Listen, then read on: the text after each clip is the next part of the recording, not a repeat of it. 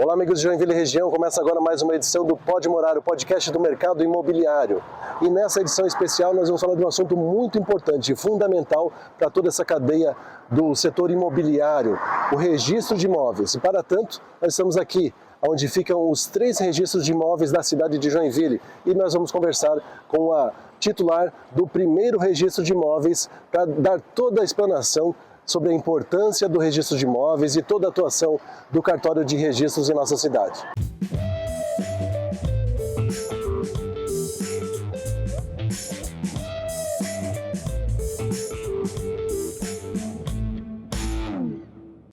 Lembrando que o Pode Morar tem o apoio de Solução Crédito Imobiliário, o seu correspondente multibancos. Se você está querendo adquirir um imóvel e não tem o dinheiro disponível para tanto, pois bem, uma solução seria o financiamento imobiliário. Ao invés de percorrer vários bancos, você pode ir num lugar só. soluçãocreditoimobiliario.com.br. Também Masti Soluções Contábeis, a contabilidade da construção civil, uma empresa especializada neste segmento para você que é construtor, incorporador, corretor de imóveis, dono de imobiliária, engenheiro, arquiteto. A Masti tem os profissionais que sabem tudo sobre essa área e, consequentemente, sabe todos os tributos corretos para esse segmento. Então, não corra riscos, procure uma empresa especializada. masticontábil.com.br. BR Condos, a maior administradora de condomínios do Brasil, que não é uma simples administradora de condomínios, tem muita tecnologia envolvida e tudo na palma da sua mão num só aplicativo. Saiba mais em brcondos.com.br.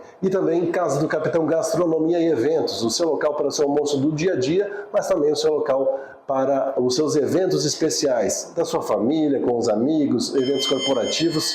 Saiba tudo em Casa do Capitão Joinville nas redes sociais. E agora vamos lá para dentro do primeiro registro de imóveis de Joinville. Então, conforme combinado, estamos aqui com a titular do primeiro registro de imóveis de Joinville, doutora Bianca Castelar de Faria. Doutora Bianca, seja bem-vinda ao Pode Morar. Obrigada, Wagner. Obrigada pelo convite. Prazer estar aqui. E a gente costuma chamar os advogados, de uma forma geral, de doutores, né? A doutora Bianca é doutora realmente, né? Doutora em Ciências Jurídicas, mestre em Direito, especialista em Direito Registral Imobiliário e, obviamente, graduada em Direito. Alguma outra faculdade, doutora? Não, ficou por isso mesmo. Eu me formei pela Federal do Rio Grande do Sul, em Direito, em 99. Então, completei 25 anos de formada no ano passado e participei da nossa cerimônia de Jubileu de Prata. Que legal. Foi um orgulho danado voltar à faculdade, rever os colegas e saber que 25 bons anos se passaram. E ao longo desses 25 anos eu continuei estudando sempre. Pós-graduação, mestrado, agora há 2 anos concluí o doutorado em dupla titulação, então defendi aqui no Brasil e também nos Estados Unidos, na Universidade de Delaware, e acho que tem que ser assim, a gente continuar sempre evoluindo. E isso que me chama a atenção, porque na verdade a senhora como primeira titular do primeiro registro de Joinville, é um concurso público que precisa passar, né? Sim. E é um concurso muito difícil, né? Muito disputado. Então realmente precisa estudar muito para ser vamos chamar assim, um titular de um cartório, não só de registro, mas os cartórios de uma forma geral, né? Não se passa com conversa ou com sorte apenas. Tem que ter muito estudo. Eu sempre comento com a nossa equipe que, para mim, foram exclusivamente dedicadas 7.000 horas, né? Só para esse concurso de Santa Catarina, fora todo o restante de bagagem jurídica que eu já tinha, né, da faculdade, do mestrado, das graduações. Então é um concurso bem rigoroso, ele envolve várias fases, caem todos os ramos do direito praticamente, constitucional, tributário, administrativo, civil, processo civil, penal, processo penal e ainda o notarial e registral, que a gente não tem na faculdade de Direito, não são disciplinas obrigatórias. Então, a gente tem que buscar esse conhecimento por fora. E aí, além das provas objetivas, tem prova prática, tem prova de títulos, tem prova oral. Então, são concursos que são longos, duram anos, o meu durou 3 anos. E o que é bom do concurso público é que há um completo respeito à meritocracia. Então, há um respeito a quem demonstrou, não é quem tem mais conhecimento, quem demonstrou mais conhecimento. E num concurso de cartório, Wagner, não basta assim somente ser aprovado, tem que ser bem classificado, porque no Brasil existem muitos cartórios deficitários. Então, assim, ter assumido um registro de imóveis em Joinville é um privilégio muito grande em função da minha classificação, né? Fiquei em primeiro lugar entre 12 mil candidatos no Notas, Protesto, Civil e Escrivania de Paz, e fiquei em segundo lugar no registro de imóveis, né? Entre milhares de candidatos. Então, tive essa possibilidade de escolher aqui. Mas se a pessoa passa, mas ela fica lá em 200, 300, 400, provavelmente ela não vai escolher, ou ela vai escolher um cartório, infelizmente, deficitário. Então tem que passar e tem que passar bem. E com relação a isso, só para entender a parte do concurso e também falar um pouco dessas diferenças dos cartórios, né? O concurso é só para cartório de registro, é para todos os tipos de cartório, e qual é a diferença entre cada um deles? Hoje a prova é unificada, então a pessoa ela se habilita, inclusive tem hoje uma previsão de uma prova nacional prévia. Agora em abril, se eu não me engano, dia 27 de abril, vai ter a primeira prova, o primeiro exame nacional, e os interessados em concurso de cartório precisam primeiro prestar esse exame nacional, que é organizado pelo CNJ, o Conselho Nacional de Justiça, e após a aprovação nessa prova nacional, é que esse candidato está habilitado a se inscrever num concurso estadual. Entendi. Então, depois, nos concursos estaduais, é o Tribunal de Justiça de cada estado que organiza. E aí, quando chega nessa fase do concurso estadual, a pessoa se inscreve para todos os cartórios em geral. E faz aquela prova objetiva, depois prática, títulos e oral, né? Oral, títulos. E dependendo da classificação, é que no dia da audiência de escolha, vai optar por um registro de imóveis, um tabelionato de notas e protesto, um registro civil. E quais são as atribuições diferentes, né? Aqui no nosso estado nós temos registro de imóveis, que são competentes pela segurança das transações imobiliárias que ocorrem, né, numa determinada cidade. Nós temos os tabelionatos de notas e protestos.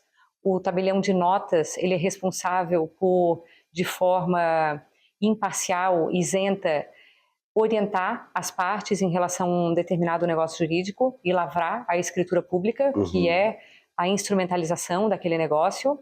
No protesto existe a publicidade em relação a uma determinada dívida e a intimação daquele devedor para o pagamento no prazo de 3 dias. Então, o protesto é uma atribuição muito importante para a economia do país. Não é bom para ninguém, né? nem no poder público, nem para o particular, que haja mora, que haja dívida, né? Não existe almoço grátis, então sempre alguém vai pagar. E o registro civil de títulos e documentos, pessoas naturais, pessoas jurídicas, né? Que o nosso titular aqui em Joinville, o Dr. Vitor Almada, é responsável, pessoas naturais, por registro de nascimento, casamento, óbito, questões relacionadas à cidadania. Pessoas jurídicas são atribuições relacionadas a registro de pessoas jurídicas não comerciais, porque as comerciais são na junta comercial. Sim. Então, uma associação, por exemplo, de construtores civis, né? Uma associação de corretores, não seria na junta comercial, seria no registro civil de pessoas jurídicas. E o títulos documentos, ele tem a competência de eternizar documentos, fazer notificações extrajudiciais, né, para garantia, né, e para eternidade de arquivamento e de manutenção de determinados documentos. Então, são diferentes atribuições, diferentes competências, mas no mesmo concurso público. É que eu digo porque as pessoas falam, eu vou lá no cartório, mas que cartório que é? Aqui em Joinville nós temos 3 cartórios de registro, né? Tem cidades que tem um só, justamente. Então tem todas aquelas situações. Eu digo que para a população, quanto menos cartório tem, é melhor. Sim. Aqui em Joinville, por exemplo, a gente está todos os 3 RIs, né, os 3 registros de imóveis, nós estamos no mesmo prédio. E os nossos usuários, Wagner, nos falam que antes, quando estava cada um espalhado pela cidade, o que eles levavam 2 dias para fazer antes, hoje eles fazem em 1 hora. Pois é. E nós ainda temos o privilégio de ser vizinhos teus, verdade, né? É verdade. Tem isso então, também. imagina, tu atravessa a rua e aqui nesse prédio já tem a concentração de um tabelionato de notas e protesto e de 3 registros de imóveis. E quando nós fizemos uma pesquisa, antes de nos mudar para essa sede, nós verificamos que 70% do público de um registro de imóveis é o mesmo diariamente que vai a todos. São corretores, despachantes imobiliários, advogados, construtores, incorporadores, né, loteadores. Então é muito bom para nós hoje saber que a gente consegue proporcionar isso para Joinville. Sim. Essa centralização dos serviços no mesmo local e ainda com 450 vagas de estacionamento. Pois é.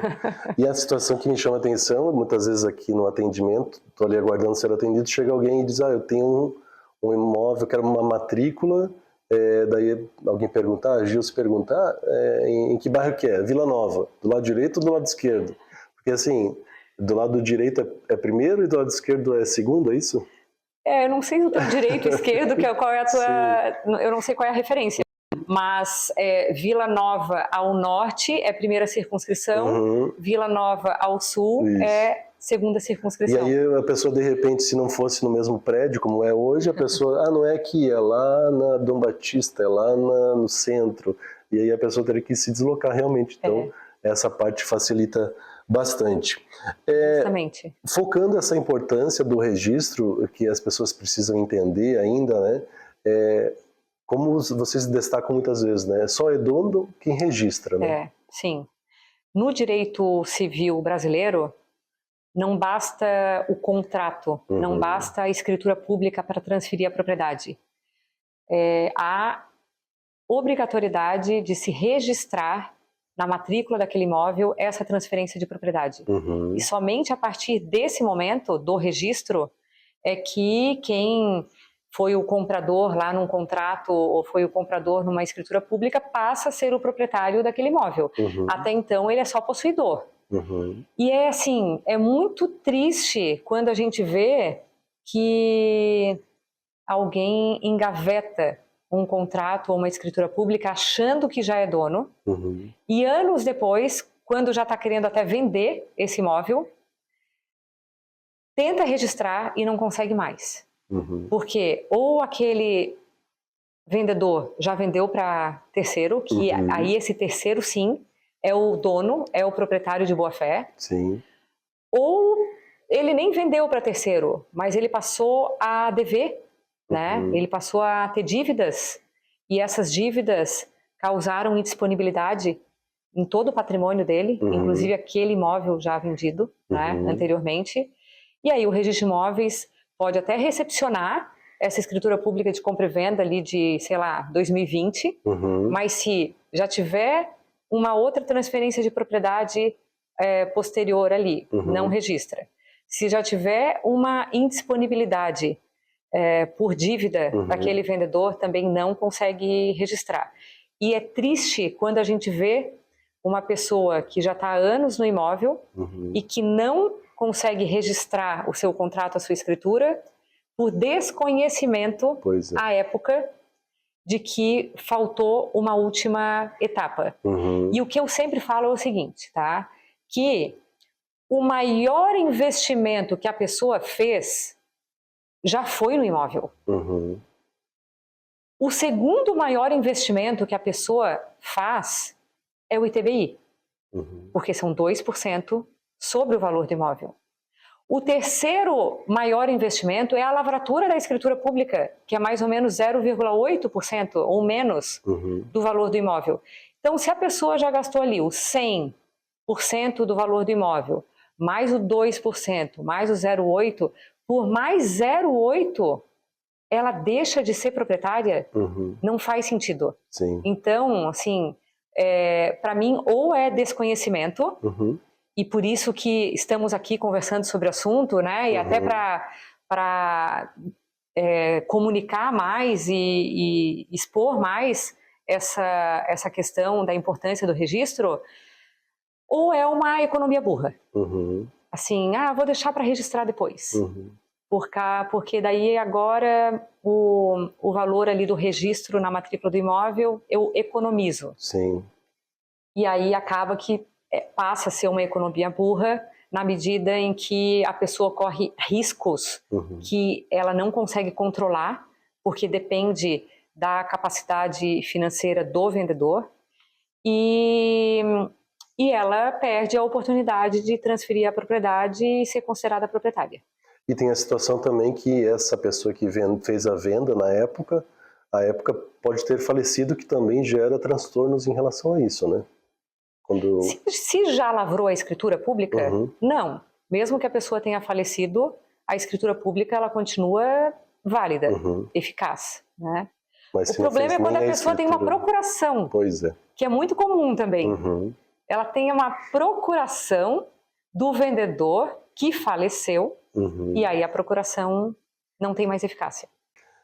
Nós vamos fazer um rápido intervalo e na sequência vamos continuar esse bate-papo com a doutora Bianca, aqui direto do primeiro registro de imóveis de Joinville. É um instante só e já voltamos. Aguarda aí.